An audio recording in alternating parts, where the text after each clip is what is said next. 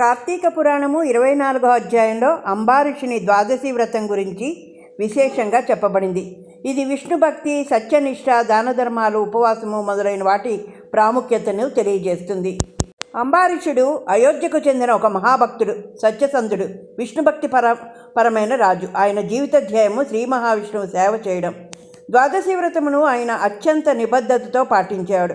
ఏకాదశి రోజున ఉపవాసం చేసి, ద్వాదశి ఉదయాన్నే స్నానం చేసి, విష్ణు పూజ చేసి, పారాయణము అంటే ఉపవాస విరమణ చేసేవాడు.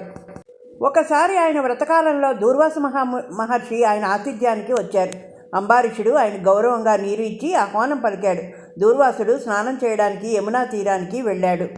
అప్పటికి ద్వాదశి సమయము ముగియబోతుండడంతో అంబారీషుడు వ్రత విఘాతం కాకుండా ఉండేందుకు తులసి దళంతో నీరు మాత్రమే పానమయ్యాడు.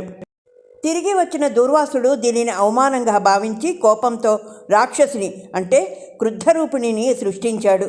కానీ శ్రీహరి సుదర్శన చక్రము ఆ రాక్షసుని నాశనం చేసి దూర్వాసుని వెంబడించింది. దూర్వాసుడు భయపడి బ్రహ్మ, శివుని వద్దకు వెళ్ళినా ఎవ్వరూ సహాయం చేయలేకపోయారు.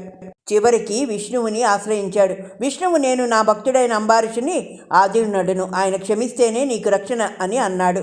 దూర్వాసుడు తిరిగి అంబారీషుని వద్దకు వచ్చి క్షమాపణ కోరాడు. అంబారీషుడు వినయంతో, క్షమాభావంతో దూర్వాసుని క్షమించాడు. దాంతో సుదర్శన చక్రం ప్రశాంతమై దూర్వాసుడు విముక్తి చెందాడు. కార్తీక పురాణం 24వ అధ్యాయం సంపూర్ణం. హర హర మహాదేవ శంభో శంకర.